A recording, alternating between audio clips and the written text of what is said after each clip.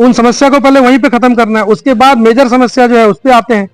तो मेजर समस्या जो शहर की है, स्कूल कॉलेज खुलवाना है, उसमें अच्छी व्यवस्था करानी है, विश्वविद्यालय का निर्माण है। मुंगेर विधानसभा क्षेत्र से जनसुराज के संभावित उम्मीदवार कुंवर चंद्रेश जी हैं। इनसे सीधे संवाद करने के लिए हम यहाँ पहुंचे हैं। काफी दिनों से जनसुराज में एक्टिव है और मुंगेर विधानसभा क्षेत्र के हर टोला हर गांव में पहुंच रहे हैं।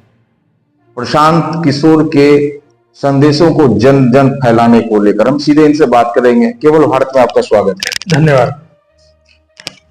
पीके के आप हो गए हैं, प्रशांत किशोर के मुहिम के हिस्सा बन गए हैं और लोगों के बीच जा रहे हैं, उनके उद्देश्य को, उनके सपनों का बिहार बनाने को लेकर चल पड़े हैं। क्या कहेंगे? बिल्कुल सही बात है। और ये प्रशांत किशोर जी का जो सपना है वो वास्तव में हर एक बिहार वासी का सपना है। प्रशांत किशोर जी ने इसकी शुरुआत की, बहुत अच्छी शुरुआत की, लोगों का बहुत अच्छा समर्थन मिल रहा है, बदलाव की स्थिति उत्पन्न हो रही है और इस बदलाव की स्थिति को सफल प्रयास को हम लोग आगे करने के लिए बिल्कुल दृढ़ संकल्पित है। मुंगेर विधानसभा में क्या कुछ लग रहा है? वहाँ के जनसंख्या को देखते हुए, वहाँ के एजुकेशन या रोजगार की दिशा में अब नया बिहार बनाना है, तो क्या सोच रहे हैं मुंगेर को लेकर? देखिए, मुंगेर की परिस्थिति थोड़ी अलग रही है हमेशा, और मुंगेर के विकास जो पहले मुंगेर का चल रहा था उसमें दो, मुंगेर का जो मार्केट है या मुंगेर का जो सामाजिक व्यवस्था है उसमें एक परिप्रेक्ष्य भागलपुर का एंगल जुड़ा, एक बेगूसराय का एंगल जुड़ गया। तो मुंगेर का अपना जो एनर्जी है वो डाइवर्ट हो रहा है, जो कि मुंगेर में लगना चाहिए। इसके अलावा मुंगेर में जो शिक्षा की व्यवस्था है वो सिर्फ मिड डे मील तक रह गई है। शिक्षा में शिक्षित करने का उद्देश्य खत्म हो गया है, सिर्फ औपचारिकताएं निभाई जा रही हैं कि भाई टीचर का अटेंडेंस होना चाहिए, सारी बात ठीक है, लेकिन शिक्षा कहाँ जा रहा है? शिक्षित आप करिएगा, उसका एक स्तर बढ़ना चाहिए शिक्षा का, विद्यार्थियों में वो बात आनी चाहिए, उसको कॉन्फिडेंस महसूस होना चाहिए, कि विश्वास आना चाहिए कि भाई हम शिक्षित हो रहे हैं तो हम कर सकते हैं कुछ। वो तो हो नहीं रहा है, पलायन की स्थिति बन रही है हर जगह।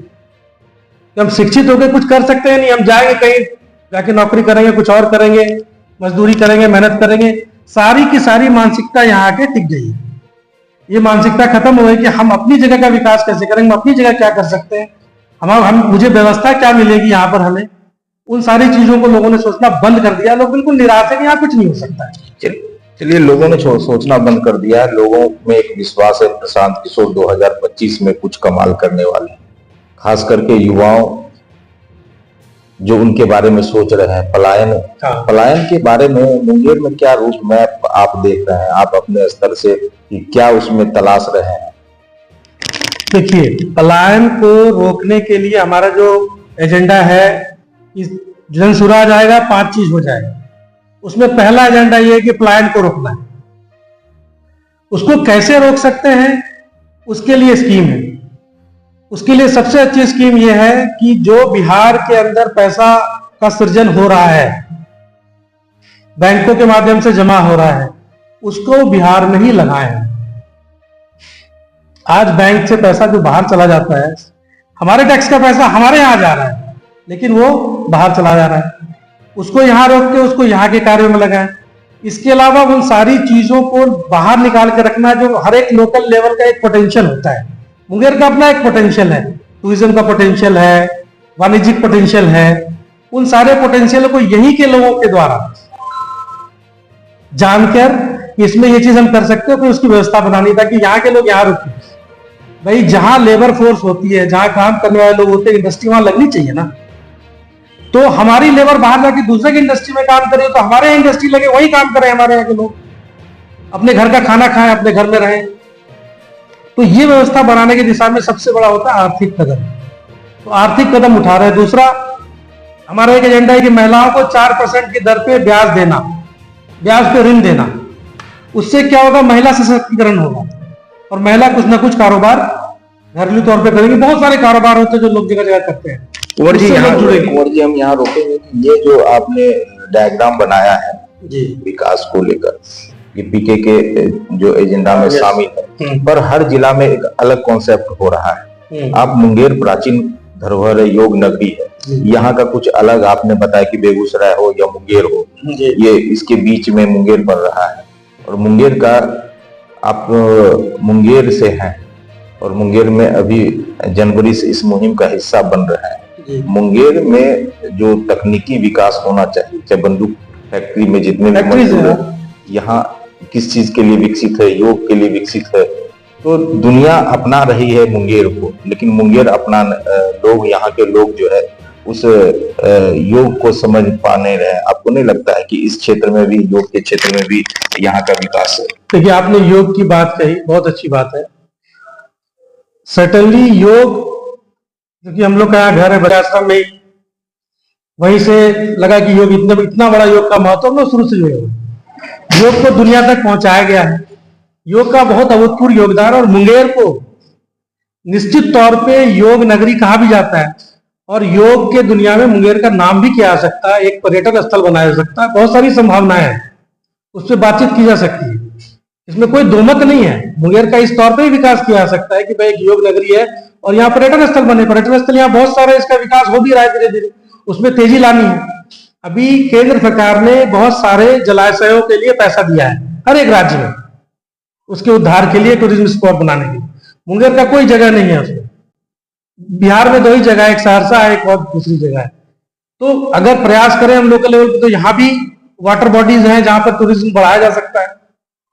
तो उन सब चीजों के लिए प्रयास किया जा सकता है। सही बात। अभी हाल ही में मुख्यमंत्री का दौरा हुआ प्रगति यात्रा के दौरान, जो मुंगेर के जो आध्यात्मिक के क्षेत्र में प्राचीन धरोहर है, उसको पर्यटक के क्षेत्र में विकसित करने की जो घोषणा, उसको किस तरह लेते हैं आप? देखिए, बहुत अच्छी बात है। विकसित आप कर देंगे, अब बात को थोड़ा समझिएगा। विकसित आपने कर दिया। अभी मैं गया था कुछ दिन पहले, गर्म पानी का जो स्रोत है यहाँ पर है? हाँ, तो वहां पर व्यवस्था सब कुछ कर दी। आप देखिएगा तो घाट बना दिया, रंग दिया, सब कुछ कर दिया। व्यवस्था बनाना, इंफ्रा बनाना एक बात है, और उसको मेंटेन करके चलाना दूसरी बात है। जब आप उसको मेंटेन करके चलाएंगे तब पर्यटक आएंगे। पर्यटक तो आप 4 गांव से लोग आ गए, उसको पर्यटक तो आप नहीं बोलेंगे ना।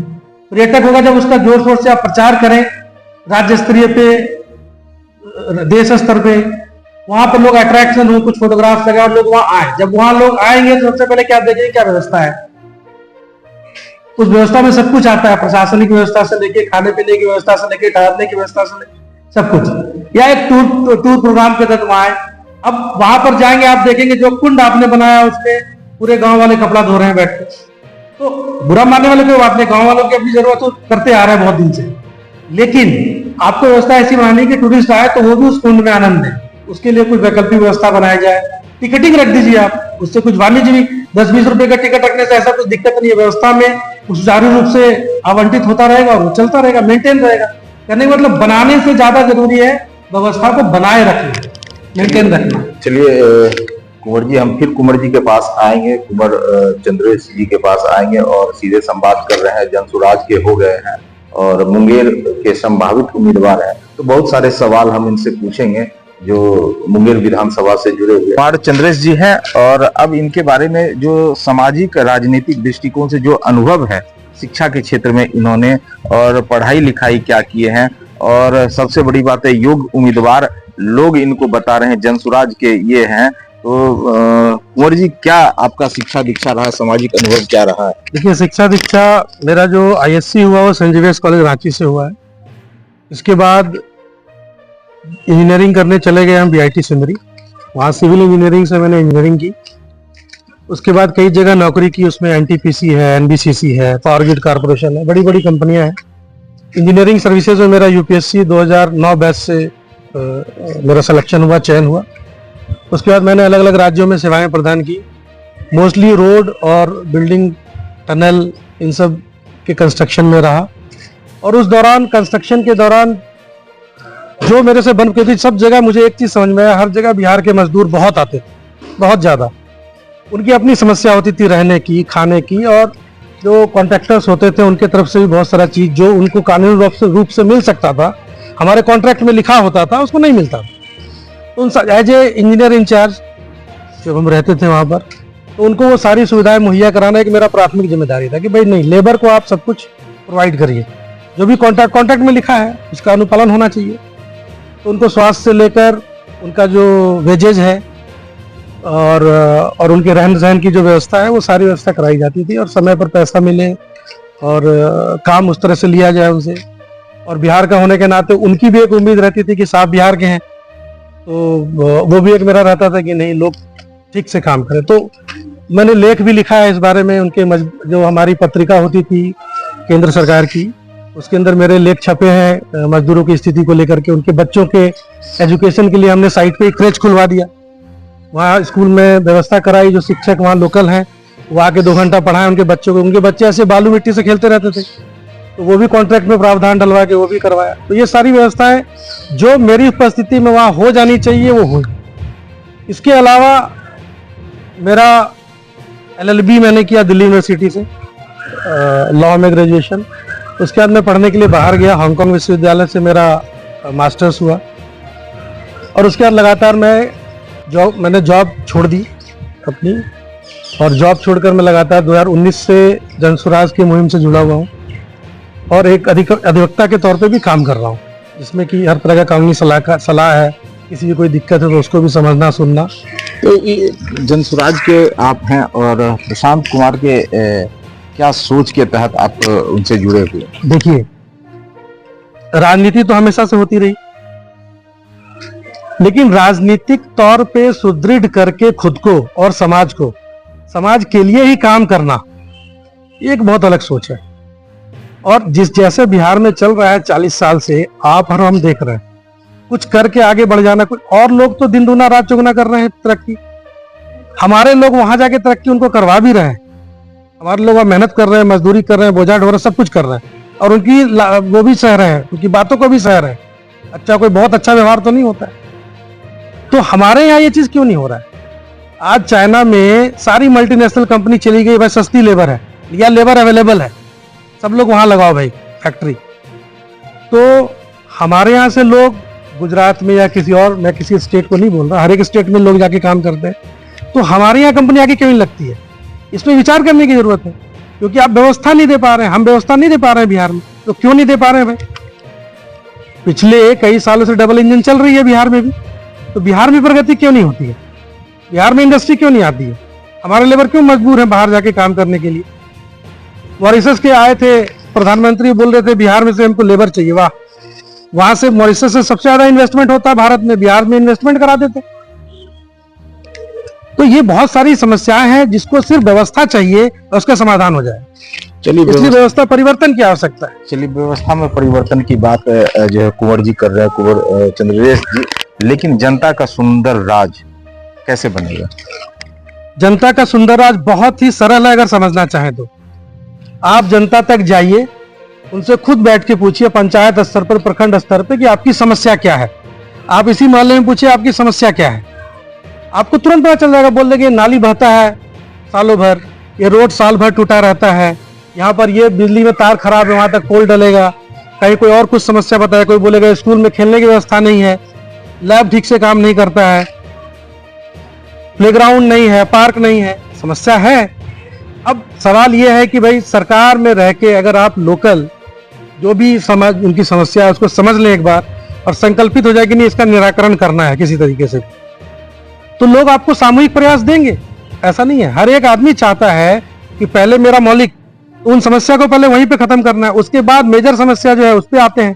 तो मेजर समस्या जो शहर की है, स्कूल कॉलेज खुलवाना है, उसमें अच्छी व्यवस्था करानी है, विश्वविद्यालय का निर्माण है, और जो निर्माण हो गया विश्वविद्यालय चल कैसा रहा है? भाई बिल्डिंग तो नहीं पढ़ता है ना, पढ़ता विद्यार्थी है, पढ़ाता शिक्षक है। तो शिक्षक आ रहा है नहीं आ रहा है, किस क्वालिटी का आ रहा है, पढ़ रहा है विद्यार्थी नहीं पढ़ रहा, रिजल्ट क्या हो रहा है? फिर वहां अगर इंजीनियरिंग कॉलेज, मेडिकल कॉलेज है तो वहां फिर कंपनियां आ रही है कि नहीं, उनका रुझान कैसा है? ये सारी चीजें हैं वो बड़े परिप्रेक्ष्य में, और उससे फिर बड़ा परिप्रेक्ष्य कि बिहार का ओवरऑल विकास कैसे हो, उसमें मुंगेर का विकास साथ में कैसे हो, मुंगेर कैसे कैसे कहाँ कहाँ जुड़ सकता है। अच्छा, मुंगेर की जब बात आई है तो क्या लग रहा है कि आज से हम जो है 20-25 साल पहले पीछे जाएं या उससे भी पीछे जाएं, वो मुंगेर जो प्राचीन था और प्राचीन धरोहर के लिए जाना जाता था मुंगेर, चाहे महाभारत काल से हो चाहे रामायण काल से हो, ये बहुत अंग प्रदेश हो, तो वो मुंगेर जो है कुछ वक्त के लिए देश की राजधानी हुआ करती थी, तो वो मुंगेर को आप अभी किस तरह देखते हैं? देखिए, एक तो मुंगेर पहले बहुत बड़ा जिला होता था। जब हम लोग छोटे थे तो मुंगेर एज ए प्लेस जिसको बोल सकते हैं आप, स्थान के तौर पे बहुत नाम था। लेकिन मुंगेर का आर्थिक और राजनीतिक दोनों महत्व कम हुआ विगत कई वर्षों में। उसका कारण, सबसे बड़ा कारण, भागलपुर एक बड़ा मार्केट डेवलप हुआ। तो होता है जैसे कि हम लोग सोचते हैं कि पुल बना है तो वहां से लोग यहाँ आ जाएंगे, लेकिन नतीजा ये हुआ कि यहाँ से लोग वहां गए। अच्छा, ये जो पुल, मुंगेर का जो पुल जो जी। बना है, उसको किस तरह देखते हैं? मुंगेर के आर्थिक विकास के दृष्टिकोण से ये पुल जो है, गंगा पर बनी पुल है, तो किस तरह देखते हैं आप? देखिए, पुल बनना तो एक इंफ्रास्ट्रक्चर दिया गया आपको। अब इंफ्रास्ट्रक्चर का बेस्ट यूज क्या कर सकते हैं, ये तो यहाँ के लोगों पे डिपेंड करता है और यहाँ की व्यवस्था पे डिपेंड करता है। पुल तो बन गया, पुल से बाहर के लोग यहाँ भी आ सकते हैं उधर से, और यहाँ के लोग वहां भी जा सकते हैं। दोनों ही बात है ना। तो अगर पुल हमारे आर्थिक जो पोटेंशियल है मुंगेर का, उसको डेवलप करने के बजाय उसको सक कर ले, तो इसका मतलब आपके यहाँ व्यवस्था ठीक नहीं मिल रही है। आपकी व्यवस्था, मुंगेर एक नामी कमिश्नरेट है आज की डेट में, सारे बड़े बड़े अधिकारी यहाँ बैठते हैं। अगर पॉपुलेशन वाइज भी देखें तो ठीक ठाक पॉपुलेशन, आसपास के पॉपुलेशन भी ठीक ठाक है। तो यहाँ पर आर्थिक मॉडल यहाँ का क्यों नहीं चलता है भाई? क्यों आप आज छोटा सा भी इलाज कराते हैं तो जाते हैं यहाँ से, मुंगेर से दूर चले जाते हैं, मुंगेर से दूर चले जाते हैं, पटना चले जाते हैं, भागलपुर चले जाते हैं, बेगूसराय चले जाते हैं। तो मुंगेर में क्यों नहीं? ये तो बात है ना। छोटी से कुछ थोड़ा अच्छा पढ़ाना है तो यहाँ से दूर जाना है।